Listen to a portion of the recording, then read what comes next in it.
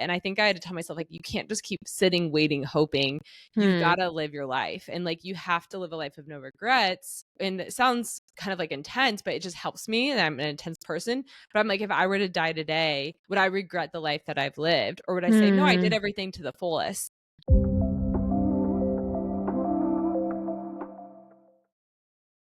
Hello and welcome to the Christians Who Date podcast.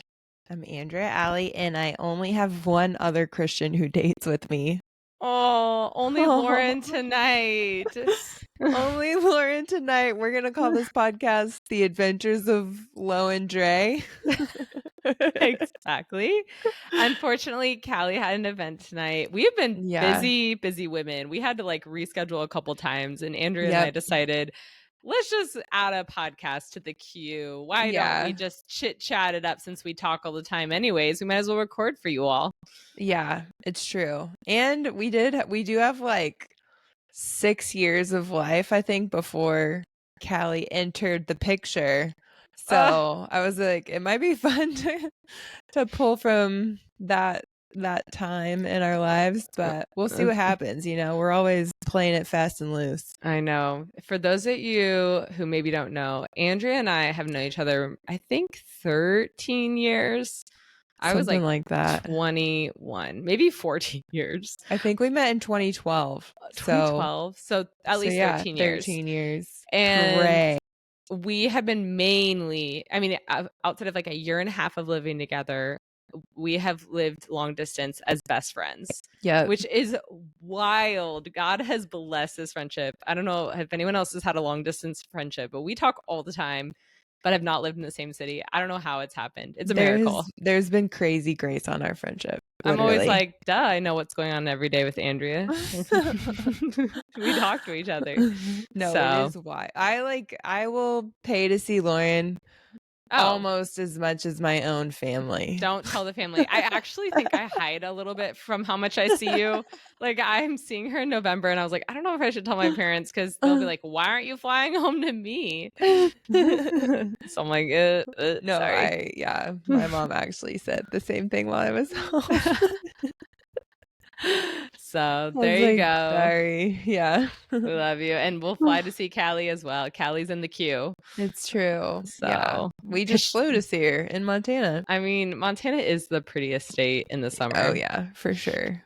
It does not, it doesn't make it difficult that she's in Montana, for sure. And it's obviously so easy to see Kalli. She's like the chillest. It's like coming to a chillest chiller. Yeah, she literally is so calm. I was like asleep on her couch, and she's just working away on her computer, and I was like, wow, this is the good life. No, she is the most peaceful person to be around. Well, until she scares you. If she scares you, then you're that's true. A little on edge, because she's really good at scaring people. Yeah. So that's Did she scare you on our trip at all? She didn't, but I'm always in the back of my head thinking she could scare me. That's the part about her. She's got a spooky side. She's got this real mischievous side that you have to watch out for. It's good. It's needed. It's a little spice. So, yes. But don't tell her that we said any of this. No. Yeah, it's all behind her back. We don't want anyone to know that we're gossiping about how amazing she is. Because, we don't want to gossip too much about how awesome. We don't want it to get to her head that she's that cool. Yeah. So, oh my goodness. Lauren, tell me about your weekend, your week. Yes. So we're doing a quick catch up before we get into our topic today. But on Saturday, so my boyfriend's been training for this ultra marathon. For those that you aren't in the running community, ultra marathon is it's anything beyond 26 miles. So he was is an actual marathon. Yeah. Yes. So he was training for this marathon that was 30 miles in the mountains, like 2,500 feet of elevation. So he's been training for that for 4 months, because his birthday was this weekend. And so I come and see him at 4 a.m. and he is sick. Like he is congested. He doesn't feel good. He's like, I could not sleep more than 2 hours. He looks miserable. And I was, oh my gosh, buddy. But in my brain as a coach, I'm like, you're going to actually be more sad that you didn't do this than like try, like at least try, because it's so early and he hasn't slept, so he just feels delirious. So I was like, I think you just need to go. We need to go. You just need to like try and see as you run, maybe you'll feel better. And Coach Lowe came out. I was like, the worst that can happen is that you just stop like the race. Like that's it. Yeah. So we like put food in him. We're driving there. We're praying, and he gets there and like he starts to get a little bit more excited. But I'm like, oh, this is gonna be such a rough race. Like I just already know it because he's like half his energy level, half his breathing level. Buddy. So it's a 15-mile loop, and then I get to see them at a station, and then another 15-mile loop. Yeah. So he starts off his run with all the other running people like 6 a.m. I go back to my car and sleep. I eat a peanut butter and jelly, you know, the typical of what girlfriends do, waiting for what their I used to do, waiting for you. What their boyfriends do when you're waiting as they run races. And I felt like a lost child, like looking for him because I'm not able to track him on this race. Usually you can track people. So I have like no idea where he is. And I'm like, oh gosh, I hope he survives. So he like comes through and he looks so miserable. He's like, this is awful. No. And I just am like, okay. Like I'm like, duh, it's gonna be awful. I've done an ultra as well. I'm like, it sucks. Like, you'll be fine. And so, anyways, he was like, he got all of his stuff and he took the longest at the like break station than anyone who had been passing. Some people they'd be there for like 20 seconds. He was like a little slug, like just like I feel like it took 6 minutes, which is a long time. But I was like, you know what? Let the man take his time. He's sick. Yeah. Like, let him do what he needs to do at this break station. So then he finally like starts again, and yeah, he was able to finish, which I'm so proud of him. And he was so happy he did it, but he was so delirious by the end. He was oh my like, gosh. Yeah. But I'm really proud that he finished his race. And he said he was so thankful that I yelled at him and made him do it. Really? Yeah, because he said he would have been more disappointed not even trying. Okay. But it was just, that was my weekend. I spent like 8 hours like waiting in my car or looking in the mountains and waiting that's for a this long dude. time. I'm a good girlfriend. So committed. So committed. Yeah, it's fun when you see people do something really, really hard. And he's really proud of like what he did for how sick he was. So yeah, that's good. I'm not recommending that to everyone, but I'm like, for him. Yeah, no, I would die and probably be mad at you. He needed that like tough love and all that, depending on the person. But I was laughing. I was telling Dre last night, I was listening to one of our podcasts. I don't remember. I'll just listen to what we've shared. And he comes in and he was like, oh, is this it's like my favorite running podcast is, her name's Sally. It's called like the Choose Strong podcast. He's like, oh, is this the Choose Strong podcast? And I go, no, this is my podcast. He was like, oh, really? And I was like, this is because this dude has never heard one of our podcasts. Never listened to it. He just like doesn't listen to things. And he's like, I don't know if I want to know about your dating life. So I was laughing. I was like, yep, well, I do have a podcast. I know you don't know how to listen to podcasts, but it was just cracking me up. So I feel like I kind of want that. I either want that or I want a guy that's done enough like similar things that he kind of gets what it's like. Yeah. I want one or the other. Oh, wait, are you talking about and like how he doesn't listen to podcasts? Yeah, like no, there's two options. I want a guy who either doesn't listen at all or he gets it like cuz he's done something similar. Yes. Like the podcast? Yeah, like either he's I don't know. He's had to like put himself out there in some way. Yes. Okay, I got it. Yeah. So he gets, because otherwise I'm like, sometimes we're cringe and people are, I don't know. I think you can be judgy if you've never done it. Like that's actually so real. But also I'm like, I get it. This is like tailored towards women and dating more. So I understand why you might not be spending hours a week or 1 hour a week, you know, when he can just be with me and I'll repeat everything we shared. Totally. That's fine too, though. Like I'm good with either of those. Basically, I just don't want to be judged. No, he has all the respect.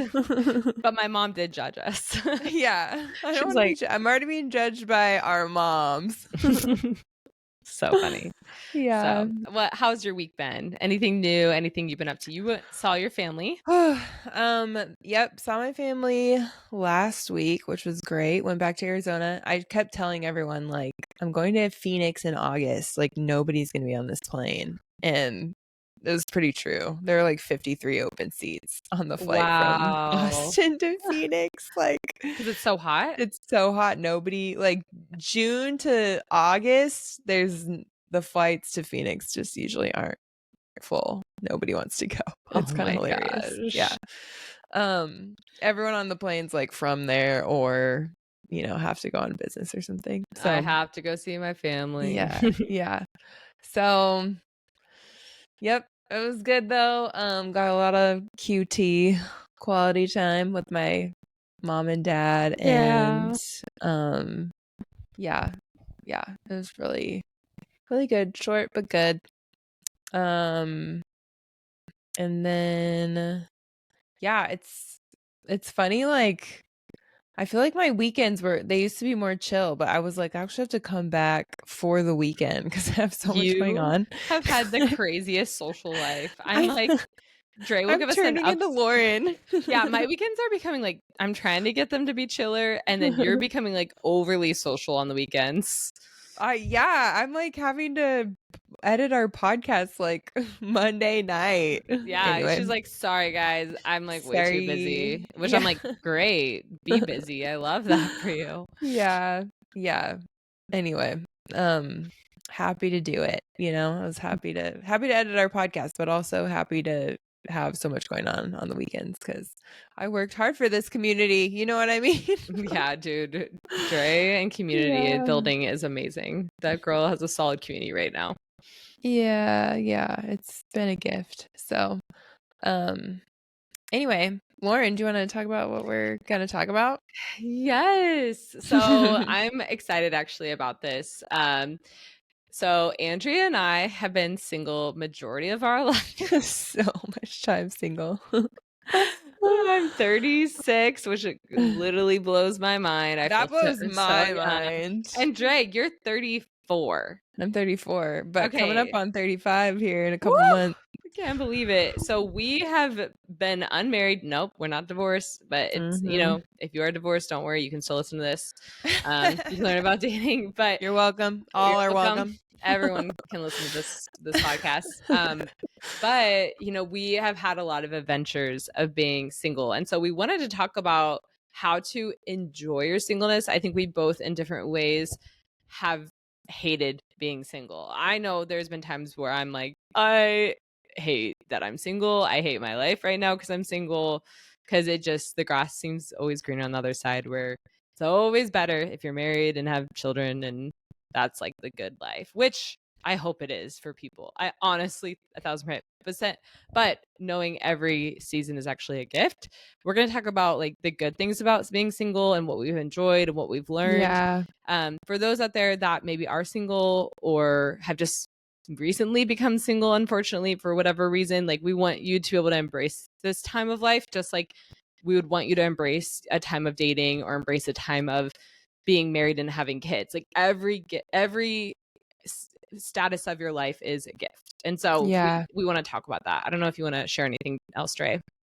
Yeah, well, I was just thinking before this podcast, like, about our year that we lived together.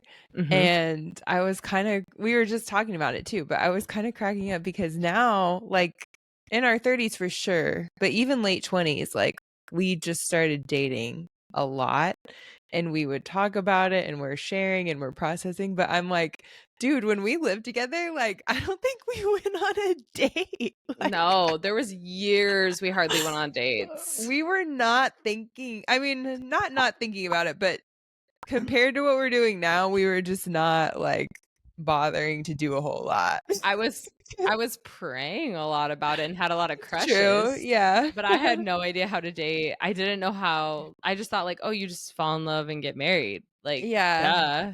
And realizing, like, oh, there's like a lot of steps that go into it, and maybe a lot of rejection. Yeah. So, yeah. And actually, I remember in our apartment, on the floor, like, this was the first time I read How to Get a Date Worth Keeping by Dr. Henry Cloud. Mm-hmm. Yeah, Henry, my hero. This book has like shaped the way that I date now, basically. But I remember reading it and like reading the last page, closing it, and being like, "This sounds too hard. I think I'm just gonna wait because I'm only 23, so it doesn't matter."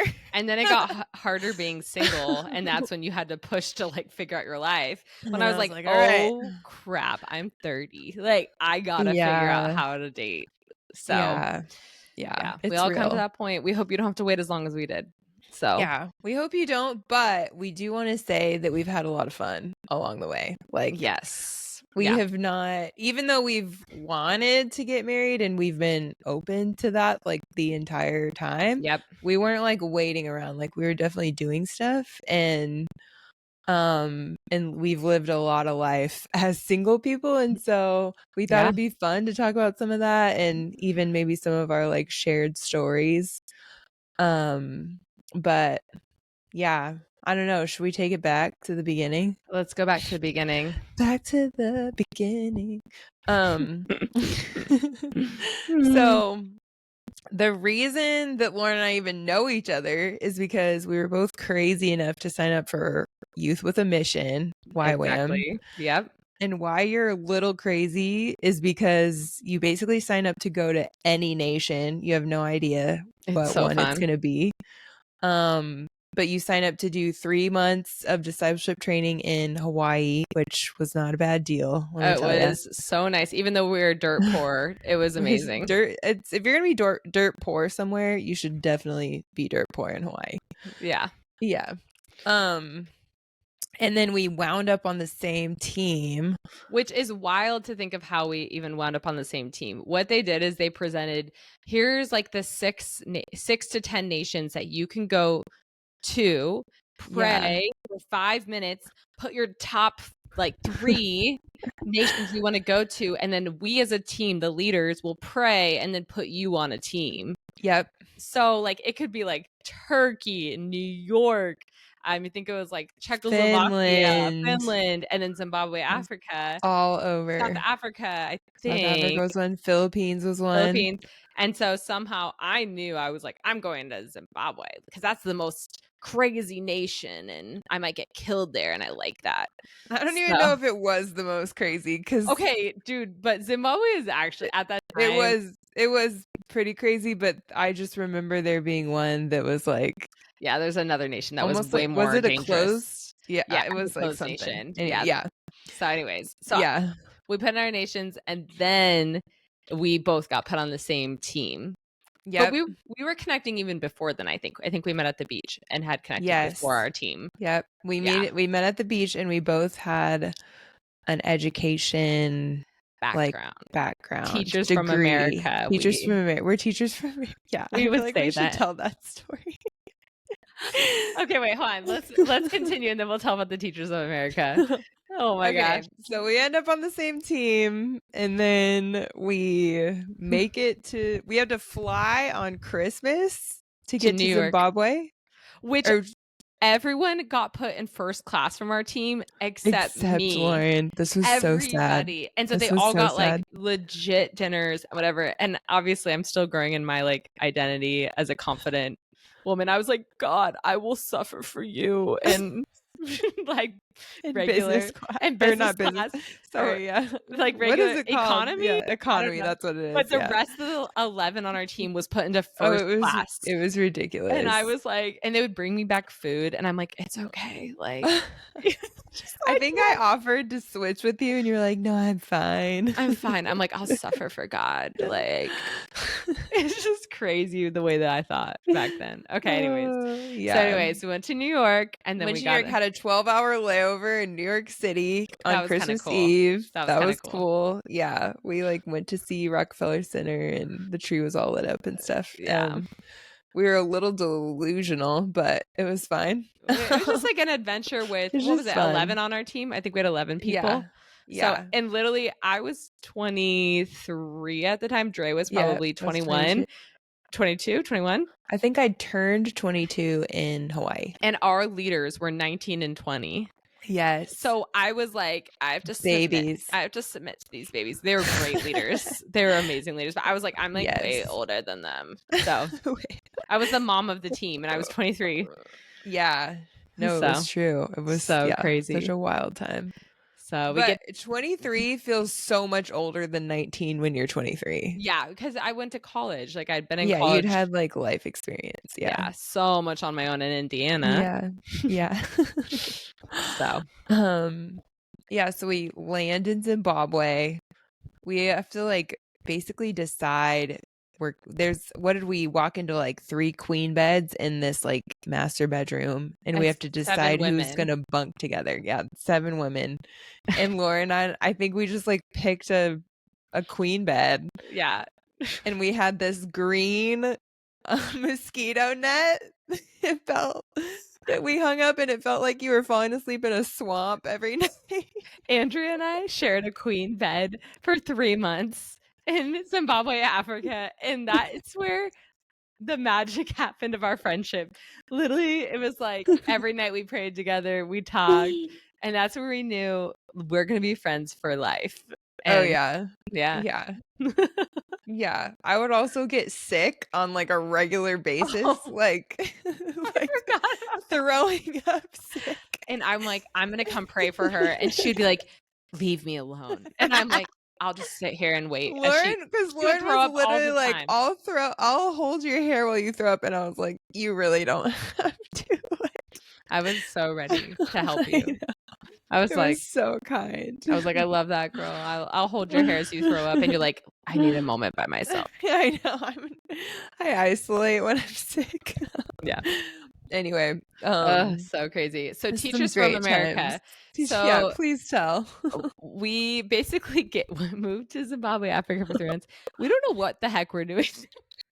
Literally, we don't. We just would sit. We were the first YWAM team that went to this location. City. Yeah. So we decide, well, we're just gonna go ask the schools if we can come preach on their campuses. And so the way that we would get into these campuses is Andrea and I, because we have education, backgrounds in college, we'd say we're Teachers from America. And so we'd be like, hey, we're Teachers from America. Can we come just share in your campus about Jesus? And they would be like, yeah, sure. And we would like go like preach the gospel in front of like 500 kids. Like, cause they're like, well, sure, like come share. You're a Teacher from America. And we were laughing so hard because it's not like either of us like had taught. We had not taught a day in our lives. But we did have student taught, I guess. Yeah. So that was kind of like our in to like all these schools is saying we were Teachers from America. And we just were like, we're kind of like feel like frauds, but we also want people to know Christ. And so it's like pretty legit. So we always laugh at that. Oh my gosh. Yeah. So but just YWAM just as like an idea is just wild. Like you're just sending all these young people who are full of fire for the Lord. At least there's that. But you're just letting them like figure it out, which is just pretty crazy. And also pretty like, oh gosh, the things that we said and did that I'm like, oh no. Yeah, I know, thinking back now. Oh Jesus. But that was actually like a super healing time for me. Like our team just like spoke so much truth and encouragement and hope over each other. Like it was really incredible. We still love them. Shout out to our team. I think Team Zim. Lisa says she listened, so shout out to Lisa. We freaking love Lisa. She's fiery. So okay, so Andrea and I met in YWAM, and then I feel like God tells me to go back to Bethel School of Ministry to do a second year in California. So this is like, even Andrea and I both like are out of college, but I'm like, God, I'll do whatever you want. Okay. Yeah. I'm going to go do Bethel again. I was doing the ministry school before YWAM. And I was living with my sister at the time. And then I get a call from Andrea, and she's like, I think God's telling me to move to California. She's from Arizona at the time, to go to Bethel. Can I be a roommate? And I mean, I had to fight with my little sister for a little bit because she had like roommate trauma before. But I was like, I promise you, this will be the best roommate decision of your life. And so finally, we got Andrea to come in. And of course, Andrea is the best roommate decision of anyone's life. Kalli can attest. And so Andrea and I got to live with each other for a year in California. Yeah. Which was literally such a gift. Like, it was so, I think that is one of the gifts of singleness is like when you're growing up, you live with your parents, you know, like you're living with your family. But then there's this sweet little period of time where you can live with your best friend and it can be a sleepover every night. No, seriously. But also we're like so broke and I'm working at Starbucks. Like we're literally eating off of old Starbucks food. I'm bringing them like Starbucks stuff. And then Andrea's working at Old Navy and she like hates her life, you know? No, I was working at a school. I wasn't working at Old Navy yet. Oh, you were? Yeah, Wow. I was a teacher's aide. I was a substitute teacher's aide. You probably hated that. I didn't love it. Yeah, it was very intense. Yeah. Yeah. Anyway, singleness is great. So I think like, I mean, gosh, we could go deep into the archives. How deep do you want us to go, Dre? I don't know. I do think like I look back on that as like such a sweet time. Cause even like I think that time for me felt like a fulfillment of dreams in my heart. Oh, it so really sweet. did. I know. I think because I had always prayed too for like, I was like, oh, I want like friends who are like on fire for Jesus. The only people I really knew were my mom's friends who were like all, you know, obviously way older than me. Yeah. And then I had some friends that were Christian, but maybe just not like sold out, like going after it, like would sign up for something like YWAM. Like I didn't have any friends like that. And so I think like getting to even have a best friend that was like that and then live with her and then also get to like really take time during that period to just learn more about Jesus and worship. Like you worship, honestly, half of it is worship. I feel like you spend so much time in worship at the ministry school. Yeah. And so I think all of that was just like such a beautiful gift. Like I got so much healing from it and we just had so much fun. I don't know. Lauren's like one of the most fun people to just do life with. Thank you. Yeah. Like I remember like, I don't know, taking your car to like the car wash or like going to doing errands and just doing like all the life stuff and just life can so be much good. fun. Life is good. Yeah. And I think it was interesting at that time, early 20s. I went to a college where a lot of people met I thought I'd go to college and meet my husband. So my older sister, my stepsister, met her husband like first day of college at the same college. And I was like, oh, that'll be my story.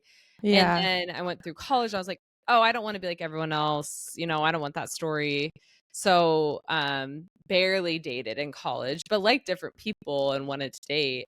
And then I kind of was like, well, I'm obviously not going to get married for a while, so I might as well like do some adventuring.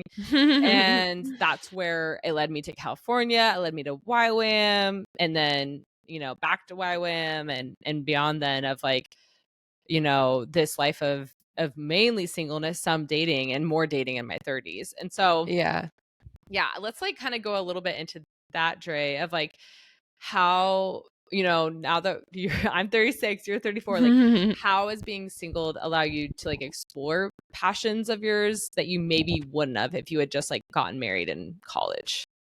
Yeah. I mean, I think I went to college to be a teacher because I knew that I was good with kids. Like my mom had me babysitting at like 11. And then I was a camp counselor in college. I had to get a bunch of hours just to become a teacher, like in the classroom. And so I think I knew that I was good with kids, but I hadn't explored a lot of giftings really outside of that. So I think if I had gotten married and become a mom, I think I would just have developed that one gifting and not really looked at anything else. And because my life didn't work out that way, I got to really explore some other things like writing, which had also been a passion of mine like as a kid. But yeah, I just kind of said yes to like different opportunities, which honestly, if I could give anyone advice in their 20s, like say yes to opportunities that sound fun and don't worry too much about how much money you're going to make. Worry more about like, does this sound like something I'm passionate about, or does this like fall in line with my gifting? And so yeah, I started writing for this ministry that I was interning for, and even had some blog posts that like went viral. Yeah. Which was crazy. We'll put them in the show notes. But I think it just like, it was cool for me to see like, oh, this is like a strength that I am getting to add to this organization or ministry. And so that was my biggest one, and I'm still writing. I'm still like using that. That's my job now. So yeah. So yeah, that's been really fun. What about you? Yeah, I mean, I since a young age wanted to be married and like have a family of my own. And so I had to continually resist this almost part of me that was like, oh no, if I keep moving around, I'll miss out on my husband. Or if I don't know, there's this weird feeling of like, oh, I might be too much for a guy, or I might be too strong-willed or too adventurous or too of this or that. And then I had to kind of like shut that voice down and be like, I'm just going to live life to the fullest. And I hope that like somebody matches with me. And so I think I let myself be like, I'm going to be extreme for God. Like I'm going to be extreme and like doing things and just let myself be me and like love myself for who I am. And so and accept that like I'm a busy person. I like to do a lot of things. And so I remember, I did a second round of YWAM and I led a team to New Zealand. And during that time, I was like, God, what's my 5-year plan? Because I forgot that YWAM is kind of what started this for you. Yeah. Yeah. And I think I was like, what's my 5-year plan? And God told me, you're going to go get your master's in higher education in Indiana. And I was like, I'm moving back to Indiana. My life's going to suck, which bless Indiana. It's got great things. But I just been traveling for 4 years. And so I was like, hey, I'll move back to Indiana. And I think it was so good for me. God did like a deep maturing in me where I was assistant resident director for 300 Women. I got my master's in higher education. And in that, I felt like God opened up. I was like, hey, where do you want me next, God? And God's like, moved to Southern California. I got a job in Southern California and I've been here 8 years. And that's been a whole adventure of its own. And I literally now look back and I'm like, oh my gosh, like I was just so obedient to what God did. Yeah. And what I felt like the Lord told me to do. And sometimes God won't tell you what to do. Sometimes you just have to move and try things and do it. But I'm like, I have 3 jobs right now. I'm like a CrossFit coach. I've worked at several institutions. I got to leave when I wanted to and work at different jobs. Like I've worked with hundreds of people. I've been a part of these church communities. I'm like, I'm self-sustaining. Like what the heck? And I think I look and see, oh, I made little choices, little by little, to get where I am today. And it's because I decided I'm going to live a life to the fullest. And I'm not going to, just because I'm not receiving like my ultimate dream of like becoming a wife and mom, like right now, I'm not just going to sit. And I think I had to tell myself, like, you can't just keep sitting, waiting, hoping. You've got to live your life. And like, you have to live a life of no regrets. And I think what helps me is being like, and it sounds kind of like intense, but it just helps me. And I'm an intense person, but I'm like, if I were to die today, would I regret the life that I've lived? Or would I say, no, I did everything to the fullest? And so I think that helps me is like, I want to live every day to the fullest, to the best of my ability. And that doesn't mean like you pack everything in, but it's just like living life with meaning and living life with purpose in your relationships and your relationship with God and like your health and all of that. And so I had to get through this like mindset of like, oh no, what if I miss? Or, oh no, like I need to just wait and hopefully my life will happen. It's like, you can't, you just got to kind of move and trust God's going to guide you. So, yeah, for sure. now I I could was preach on this. thinking, when you led in New Zealand, is that what introduced you to CrossFit? No, it was right before though. Okay. It was right before at Kona YWAM, they were starting to do CrossFit. And so that's when I was introduced to it. And at the time, while I was with you? No, the second okay, iteration, I okay. went back to YWAM. Okay. They were doing CrossFit. But at the time, only the guys were doing CrossFit on campus. And I love working out. And I was like mad. I'm like, these guys are getting freaking ripped and killing it in the gym, and girls aren't allowed because it's like, keep the men and women separate, which CrossFit is a very co-gender sport. It is very co-gender. And I didn't know that until I started to go to a CrossFit gym. I was like, dude, men and women all lift and work out together. Like, what the heck? And so then I talked to some of our guys. I was like, I want to do CrossFit for women. And he's like, hey, I can teach you how to do it. And it blew up to like over 40 women and like some of these guys teaching us how to do CrossFit. And that's when I was like, okay, there's something here. And then I started going to gyms and like learning about the sport. So yeah. Okay. Yeah. But it did start in Hawaii though. Yeah. And it started with dudes not letting women work out with them. And I was pissed. I was like, oh no, we're going to work out. Yeah. So yeah, there you go. Well, if I had joined, they would have been like, this is why we don't let women work out. No, they were just like, oh, this is our guy time. And I'm like, I want to get fit. So anyways. Sometimes I do feel like guy time is like the more fun time. I'm like, why? Like, yes, like they could do all these adventures. Yeah, I'm like, why do I have to sit and like drink tea that I don't like? And I'm like, I want to go on adventures. And actually, that was like, it sets a fire. Sets a fire in me. Yeah. So anyways, yeah. Okay. Well, what about? Okay, here's the next one. We were talking about is I would love to hear like a myth about being single. I think I shared mine, but a myth about being single that you used to believe, but you no longer do. Wait, you shared yours? Maybe yours? I didn't. Oh, okay. A myth about being single that you used to believe. I think I internalized it a lot when I was younger. I was like, oh, there's something about me that's like not appealing or yeah, I don't know. I think I was like, oh, it's probably my personality. I'm not like super bubbly. I had like ideas about like what kind of like the box that you're supposed to fit in for guys to like be interested in you. Yeah. And so I was like, oh, I just don't fit in that box. Or I feel like sometimes I would spiritualize it like, oh, like, yeah, like maybe I haven't like surrendered to God enough, or like I haven't. There's a sin pattern in me. There's some kind of sin pattern I don't know about that he's not telling me about.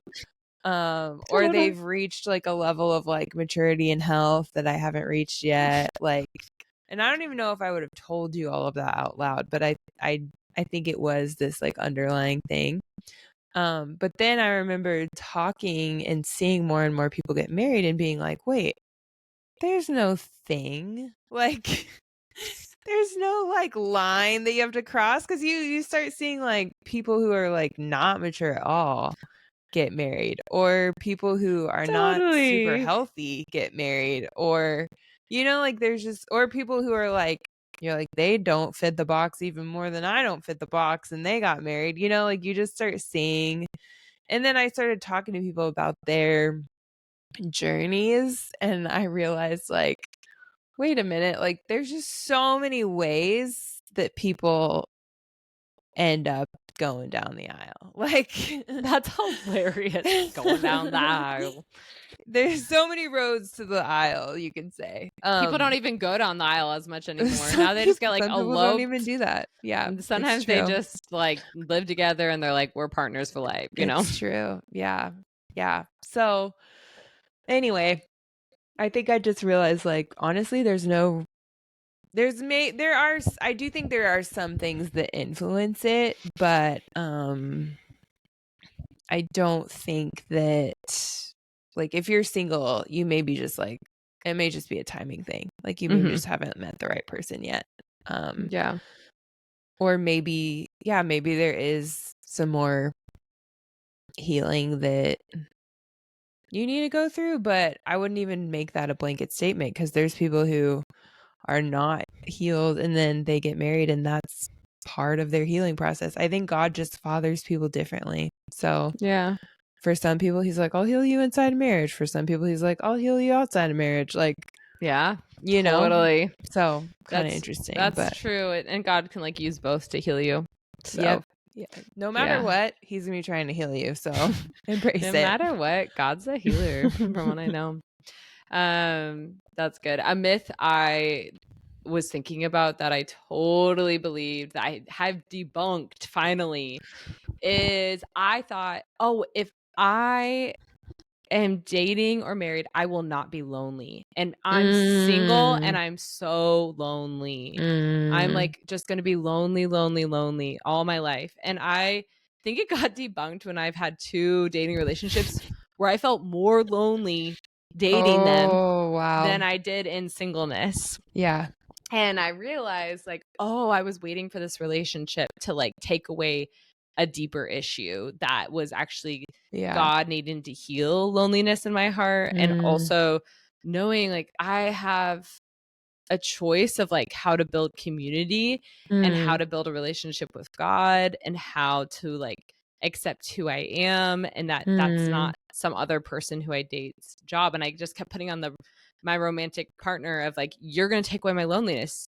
You're going to be with me all the time. You know, you're going to be my best friend. And like, I'll just never feel lonely again because of that. And then I'll have this family, and then I'll have people always around me because I have their family and I have their, and then I'll have kids. And some people are probably like, I'd rather be lonely, you know, like that's too much. But I think I idolized that because it was a deeper issue God needed to heal. And then once I started having God heal my loneliness in my heart, that I think totally came from childhood. That's when I realized like, oh, like you can totally feel content being single. And I've actually lived on my own now, probably 9 years I've lived on my own. I mean, I've chosen community, and my life feels so full because I'm always involved in friendships and in my family and whatever. So now when I'm dating right now, it's just an addition to my community, but it's not solving like, no, I'm not lonely or life is like 1,000 times better. It's like, no, I've come to this place, especially in my mid 30s, of like, my life is so full already and so good that this person I'm dating is not like filling this huge need in me, you know? And I think it actually creates a lot of health in my dating relationship because I'm not so dependent on him to fill that. Where I do see people get into dating relationships or marriages where they have no friends, no community, and they're clinging to their partner of like, you've got to fill my loneliness. You've got to be my everything. And I'm like, that's just a lot of freaking pressure to do. And really like they can't. Like we need the body of Christ. Like we need people around us. We need more than just our partner. Our partner should be the biggest priority in our life, I think. You know, and like you have like your God, your partner, your family, your friends, but like they should not be your everything. So I think that helped me a lot. A myth I've had to debunk because I was like, you'll fix my loneliness. Yeah. I know. I have said before that loneliness is not a single people problem. It's a human problem. Yeah, totally. I've totally heard of people feeling lonely in marriage, and that's so sad. And I think it's like, okay, God, like comfort them, you know? Yeah. So it's true. A lot of it is like there's something inside that's going on. So anyway, we'll do a whole episode on that maybe. Seriously. Because I actually remember feeling like I have not felt the depth of loneliness that I felt in my early 20s, like in a while, because there's a lot of inner healing that I needed. And once I had that, it was actually a lot better. So anyway, it's good. Okay, we're shifting to Let's mindset and shift. positivity. Woo! We need that. How do you stay content and happy without being in a relationship, Lauren? Oh my goodness. I mean, it depends on the season, the day. There's been days where I've been absolutely devastated or depressed. Mm-hmm. And there's been times where it's like I've gone out of that sadness. Yeah. And just realized like I'm gonna live life and like enjoy every single part of it and enjoy my community, my friends, my work. It's like you do have to kind of focus on like what do I have instead of what do I not have and what do I not have yet, because I think it is for at different times in the past, like I'd say 15 years, there would be seasons where I just like obsessed over what I don't have. I don't have a husband. I don't have a house. I don't have kids. And if you do that, you'll get a really bad mindset. Like, because you're missing out on everything you do have. And it kind of comes back to like thankfulness and gratitude. But the more I start to be thankful of like, I've got this rockin' bod that can run 26 miles, or I like have, you know, like a family that loves me, or I have a house over my head, or I have jobs that help pay for my rent. Like my rent, you know, I could say, you know, you have to be thankful for what you do. Rent. I have rent. I'm like, dang it, I'd rather have a mortgage. I'd rather have a house. But it was touch and go there back when we lived together. Like I was like scrounging the dollars together for rent sometimes. We all were, and it was like $200 for rent, which is crazy. But I think it's like having to shift that mindset of just like, what do I have? And then once I started to do that, I started to enjoy singleness more and more. And and I think another thing that's like really helped me, hopefully I'm not getting like too off topic with like your question, is when I started to celebrate people in their singleness and celebrate people when they switch to dating, when they switch to marriage or motherhood, when I started to enjoy other people's transitions of life seasons and not be jealous. And like get excited for them, it was like life became so full. Instead of saying like, woe is me that I'm not pregnant, woe is me that I'm not married, or woe is me that I'm not dating, instead of being like, I am stoked that you're dating to my girlfriends, and I'm stoked that you're getting things that I've prayed for and dreamed of.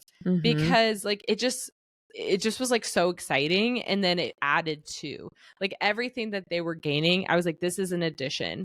And honestly, I've been really blessed by amazing girlfriends. I don't know if I'm just super choosy and I got really lucky, but I've been with amazing women that have like pulled me into their transitions of life and their journeys of life instead of pushed me out. Like, okay, Lauren, you're single and I'm dating or I'm married, I'm going to push you out. Instead, they've been like, come hang out with me and my boyfriend, or come, you know, hang out with my husband, or they've still created time. And I'm like, oh, that's the type of person I want to be in every season of my life, is like not pushing out my single girlfriends. And so I think I've had good models of it, and it's like really helped when it comes to being single. What about you? Well, I was going to say too, just adding that, I feel like I've been so blessed by my friends' husbands. Like being able to sit and like talk to both of them, like actually fills my heart so much. Like I feel like there's this extra layer of protection in my life because of my friends' husbands, and like how much they like, you know, I'm not just like their wife's friend. It's like they care about me too. And so I think what I was nervous about was like, oh, you're taking my friend, but it's not a subtraction, it's an addition. And you get a bonus friend. So no, that's really good. That's really good. Yeah, and they've all like prayed for me and ministered to me and like just been so amazing in different ways. So yeah, shout out to my friends' husbands. I don't think any of them listen to this, but let's see. But back to the question. How do you stay content and happy without being in a relationship?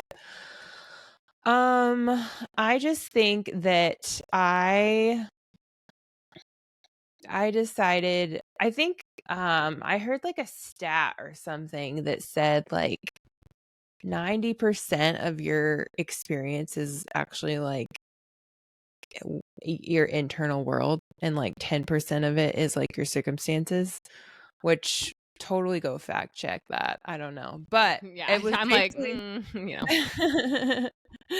It was basically like you have more power than you think over your experience of the world. And actually maybe it was 90% of your happiness is like your internal world and 10% your circumstances. I don't know, and I forgot how they figured it out. But I was just like, oh my gosh, like so much of this is actually in my control. Like I get to control my thoughts. I get to control how I talk to myself. I get to control like how I interpret my circumstances. And so once I really started to work on like the way I talked to myself and just choosing like, because you always have a choice, right? It's always like, okay, I can choose fear, or I can choose like that I'm gonna give into peace, you know, like, or it's like I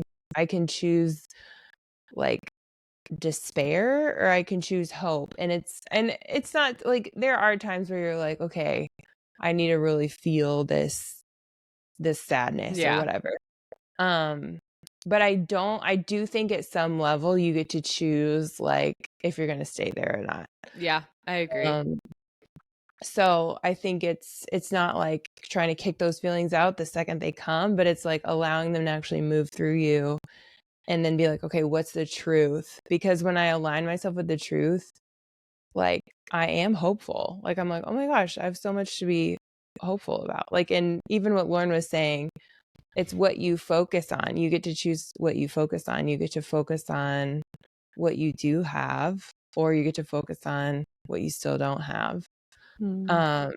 So I think honestly, just like changing my own like thought patterns and stuff. And I think on a lot of it too is like, because we're always making meaning. And so if you're single, like, and you make that mean that you're unattractive and you're not fun to be around and you just suck.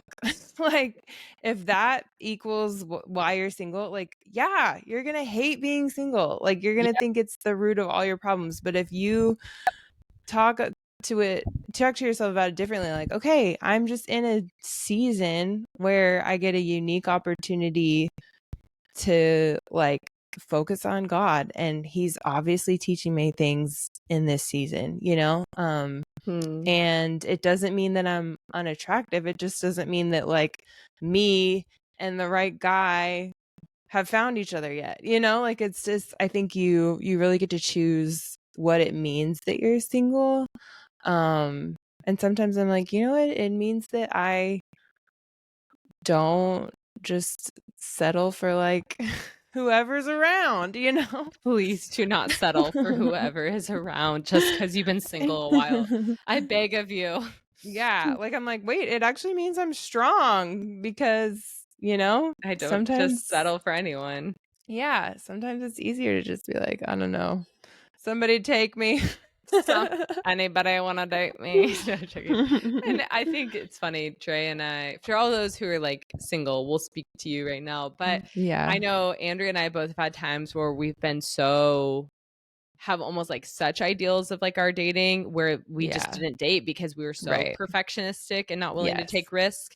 Totally. And then we both have like lowered the standards so low that we kind of let anybody date us. And then we're like, oh my gosh. So we've been both extremes. Like I've been like, he's got to be the most gorgeous, perfect, godly, preaches to thousands of people man, or he's not good enough. And then I'm also like, okay, you're not a Christian. Like you're like a poet. Not that it's bad to be a poet, but I would like date people that like, I was like, I'll just date whoever and see what happens. And I'm like, why am I dating this guy that like everything in his house is a rainbow? Like, I don't know. I remember one guy, I was like, why am I talking to this guy? Like, oh my gosh. Okay. So to those, Dre, let's speak to the people who are single that are struggling with being single right now. What would you say to them?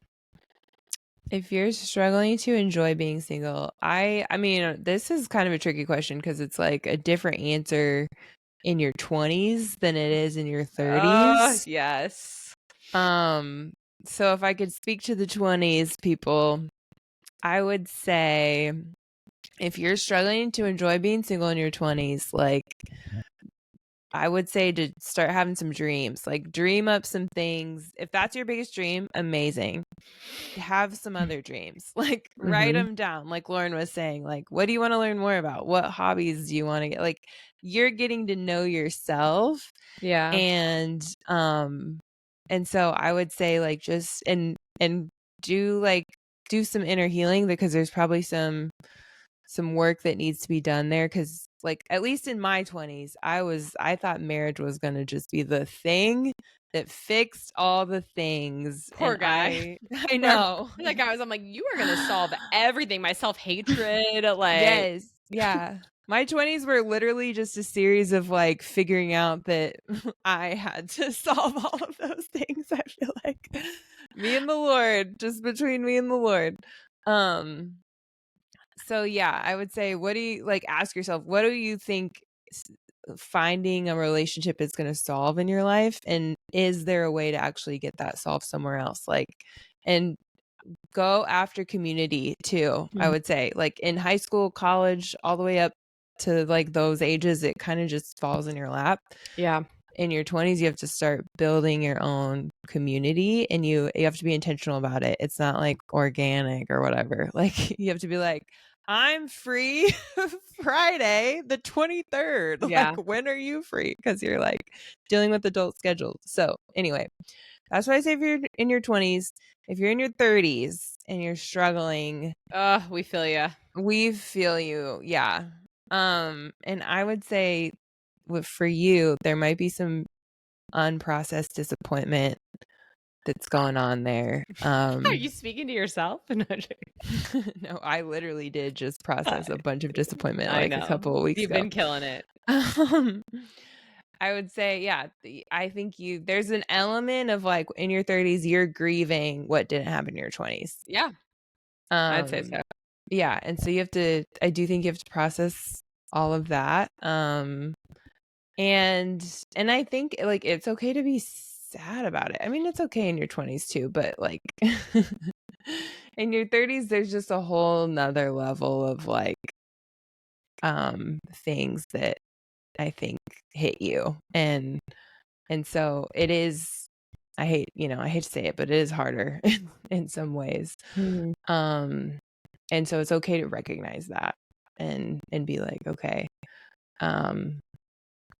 Yeah, I don't know. What else would you say? Yeah. I mean, I even think of like, I have some good girlfriends that are in their 40s who are single, who are wanting to be married. And yeah. So, I mean, all ages, I feel like I've had to comfort myself and other friends who are just in like a lot of hopelessness about being single because you're just like, I'm waiting and life is happening. And I think if any way you can you're going to choose your life of how you're going to live it single or dating or married and not like let life just happen to you. I think there's so much power in that. I think it clicked. I'm like, I'm going to live life to the fullest and I'm going to be someone that I would hope people would want to date. And when I started to build confidence in myself of like, I'm just going to be a badass at life. Like whatever I'm passionate about, I'm going to like give it my all.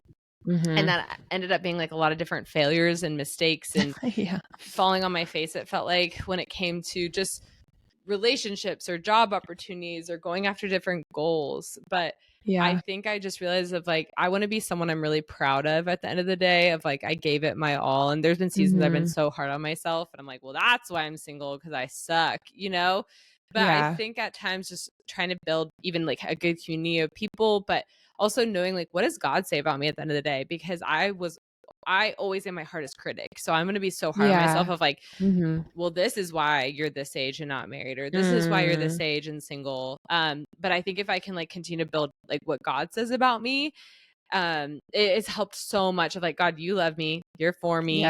Like you made me for a reason. And if you want me to get married, like you will, but also realizing, for the single people, it's like, there's going to be hardships in every season. So you're going to have to figure out how to deal with yourself and like let God in to every area. Cause dating and marriage will never fix you. Like, it could definitely bring healing, like you were talking about. I've definitely seen marriages bring healing, but there's that every season has a different set of hard, and every season has a different set of good. And so why wish away this season and miss out on what God has and is building in you that then could actually pour into your future dating relationship and marriage? Like, that's why, you know, Kalli, Dre, and myself have like done a lot of deep emotional inner healing work, because we're like, well, we're not going to waste this time of singleness. We might as well bless the relationships we're in, whether we end up being with them long term or not. Like, that's why we even started this podcast, because we're like, we want to actually have really healthy dating relationships, and we want to not just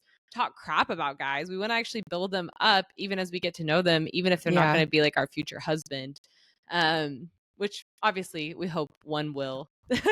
Right. So ideally it'd be nice to date someone to get married. But I think any way that you can see like every single part of your life as a gift, instead of like, this is a curse, and this is the worst, and then one day my life's gonna be amazing when I'm married, and boom, it's like the fairy princesses or the princess stories. And I just think that's a fantasy. Like, I think you can have the good life now. So yeah, it's true. That's so good. And you really, I mean, it sounds cliche, but you only get one life. Like, you really do. So enjoy it. You get to decide how you're going to spend all your hours, you know? Like, it doesn't actually do anything to sit around and be frustrated that it doesn't look the way that you wanted it to, you know? So process through it and then be like, okay, but this I do get today. And I think about, like, I'm like, not everybody gets to live till 34. Like, I'm thankful that I'm here. Like, I'm thankful that I'm healthy. I'm thankful that I have these great friends, and, you know, there's just so much. So, and there also might be you listening that love being single and are actually terrified of being in a relationship, or do not want to get married. You're like, no, I love being single. I rather be single. I don't want to be dating or married, which would be kind of funny, I guess, listening to it, because we're Christians who date. But but if you are that one that's enjoying your singleness, you somehow found you're like, I hate dating, but I love listening to it. But I love this. But for anyone who is like that, I would say, like, continually be open to God doing something new in your life. And it might just be like the gift is just being content being single and living your life, and relationships are not a part of it. But also, if it's like asking God, like, God, do you want me to be open to a relationship? Do you want me to be open to dating or marriage? And if God's like, nah, then it's like, okay, great. Like, keep living your life. But it's like, don't close that door just because you're like, well, this is great. I don't need it. Like, I'm good. Because sometimes God's then inviting you into a different adventure as well. I feel like I've had friends who have been single and a guy starts pursuing them and they're like, well, I love being single. Nah. And like, thankfully, like, one of my friends, she was like, I guess I'll try dating him. And now she's married to him and has a baby. But at the time, she was like not interested, trying to send the guy off to her other friend that she thought they'd be better together. Cause she's like, no, I want to be single. And because I think she was a little scared. And now they're married and have a baby. But it was just like, okay, there's some of you that maybe need to be open to this, an opportunity as well. Yeah, for sure. I'm going to ask this last question because I do feel like it's important to mention. Yes, let's do it. Because I don't think that you have to reach this level where you're totally content being single. No, you can date and get married. I think if you want marriage, like, that's okay. You don't have to, like, after it. You don't have to beat that thing down. Like, like, you take it out of you and you're like, actually, I'm okay. I'm so happy. I will never get married. I'm fine. Like, you don't have to lie to yourself that, no, I'm like totally so fine. Glad you're addressing this. Yes. Yeah. So this final question is, how do you balance enjoying being single while also being open to a future relationship? You kind of touched on it a little, but I think you just hold, I think you're honest with yourself and with God about this dream. Like, that's what I've had to do, is be like, if I'm honest, God, I really want to be married, and if it doesn't happen, I'll really be sad and I really want to be a mom. And I'm telling you that because I believe that you care, you know? And at the same time though, I have an open hand about it. Like, you know, like I'm not, if it doesn't happen tomorrow, like, cause that's the other thing is you keep putting timelines on it. So you have to also be like, if this doesn't happen this year, you know, like I'm going to be okay. Like, yeah, that's good. And if it doesn't happen in 5 years, you know, like, it's like, I'm not gonna beat myself up if I reach 40 and I'm still single, you know? I'm just deciding it now. I'm gonna beat up every man who doesn't date you if you're fine single. Thank you. I appreciate that. But anyway, I think, yeah, you're honest with yourself about what you really want. And if you do want it, like, go after it, dude. Like, be a Christian who dates. Totally. But like, keep living, you know? Like, I'm like, how do I keep living? How do I keep the ball rolling here? Like, how do I keep, and a big part for me is just like, what do I do to make someone else's life better today instead of thinking about how to make my own life better? Cause that's really good. I love that. I think that's like gold. Yeah. Because I just get tired of myself after a while. And I'm like, all right, I gotta go help somebody else. I gotta stop complaining here. Yeah. But what about you? What would you say? Yeah, I mean, I'll get like hit on random days with waves of thing and be like, I'm behind in life, or you know. And so I think let yourself process those emotions. But I think I've learned too when to not let my mind go down that pathway very long. Yeah. And sometimes it's like, okay, I'm gonna grieve, but I'm a what if person, which that you could go into crazy realms there of like, what if, you know, like, yeah, what if I'm single at 40? Then I'm never gonna be able to marry. Then I'm never gonna have a family. Then I'm gonna be alone and I'm 90 and cry myself to sleep. Like, you could like make up scenarios every single way. And so I think I have to like really hone in my heart and mind and be like, God, I'm like struggling today. Will you help me? And just like embracing the fact of like, yeah, it would be awesome if I can start dating someone, but I'm also going to like enjoy where I'm at. And so I definitely think people should go after dating if they're wanting to. And there's times where people are like, I need to take a break. I just got through a breakup, or I've been dating. I know I have friends that are like, I've been doing online dating and I'm exhausted, and they just need like a break and just to live a little bit, because it can be so fatiguing.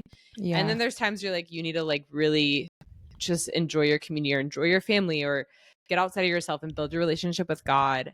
But I think if you want to be in a relationship, like, keep putting yourself out there and go after it. And I mean, I just respect people that go for dating. I'm like, do it. Sure. Like, that's amazing, because we're in a unique culture where people are more isolated. And so you have to kind of be a little bit more out there or bolder at times to be able to meet people. And so, yeah, I just am like, go for it, people. And I don't think that's wrong. I don't think that's like not following God that you want to date or you're trying to date. I'm like, God doesn't make like a ton of rules on dating of like, you wait on me and then I just bring your husband. I'm like, where did that come from? Like, I don't know. That's like what we feel like is the spiritual way to do it. But like, I'm like, marriage is so spiritual. Literally like prunes you.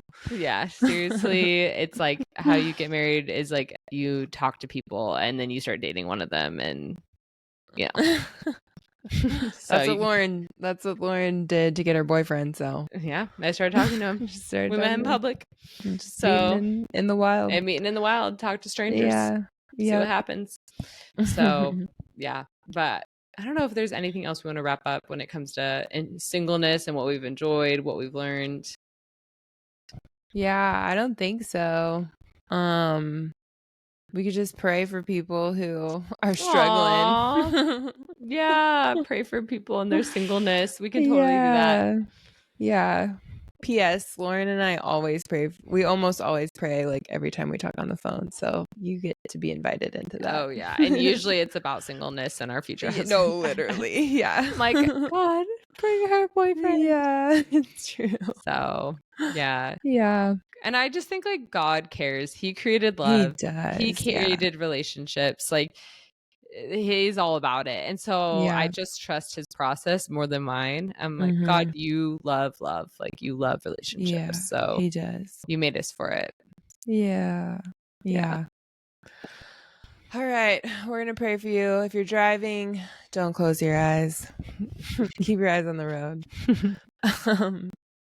God, I just thank you for everybody out there that's listening that is single and either hating it or maybe loving it or maybe a mix of both. And I just pray, God, that you would direct their steps and help them. Like, if marriage is a desire in their heart, God, I pray that they would find the person that they're meant to marry, and that their heart would be open and that their eyes would recognize the person, and really just let all the right things would fall into place for them to start dating and get engaged and get married. And but in the meantime, God, I pray that you would be close and they would feel your closeness and you would be the comforter, because that's what the Bible says that you are. And I just break off any lies or any ways that people have internalized being single to mean like I'm not enough in this way, or I'm too much, or there's a reason that, I'm unwanted, or whatever the lies are. God, we just break those off in Jesus' name. And I pray that their minds would be aligned with the truth and they would really start to see themselves the way that you see them, in Jesus' name. And I just pray grace upon grace over their journey. They would grieve anything they need to grieve, and that you would open up doors for them to like discover new passions and hobbies and things that they're going to really enjoy in life. And we just thank you, God, that you see us and you care and you love us, in Jesus' name. Yeah. God, I pray for our friends that are single, that are not content with it. I pray that you would be close to them, that you would give them hope for their futures.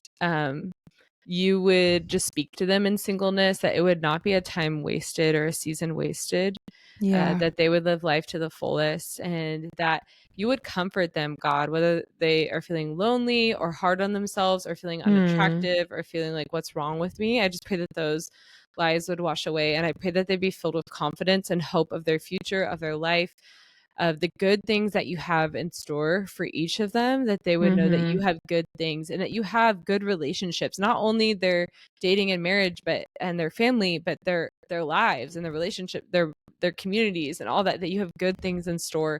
God, would you speak truth over every area of lie that they may be believing about themselves and about who they are as a single person. And I pray that you would comfort them. And I pray for wisdom, and I pray for divine connections for people who really do want to date and do want to be married. And I pray that it would be filled with you, and it would be filled with health and your love and humility, and your kindness. And God, I pray for those that feel like there's no one out there, this culture, like there's no one in this culture now that follows you. I pray for the people that are like praying for godly men or women in their lives. God, I pray that they would find godly men or women to date, and that they would know like they are out there, that there are people that love you, that want to put you first, and that they would wait for that person to date. So God, we just trust you that people would not give up hope or lose who they are for dating, but they would gain who they are in you as they date and when they get married. So God, we just thank you that you hear their heart and their desires, and would you meet them. In your name, Jesus. Amen. Amen. Amen. All right. Well, The Singleness Lauren, Podcast today. The Singleness Pod. With Dre and Lo. With Dre and Lo. Adventures of Dre and Lo in Singletown. But we had a good chat, Kalli. We hope you got to the end of this, and we really missed you tonight and your singleness stories, because you got plenty of good things to say about singleness as well. So it's true. Yeah. Kalli and I also had a lot of fun being single together. Honestly, they didn't date because they're having like such fun being roommates. They didn't have time for dating. It's true. Yeah. So many shenanigans. Yeah. But yeah, we love you, Kalli. You better have listened to this whole thing. Yeah, Kalli, make sure that you got to 1 hour and 13 minutes, or That's right. Exactly. We're gonna talk to you later about that. That is right. Okay. Everybody else, thanks for being here, and we will talk to you next time. Bye. Bye.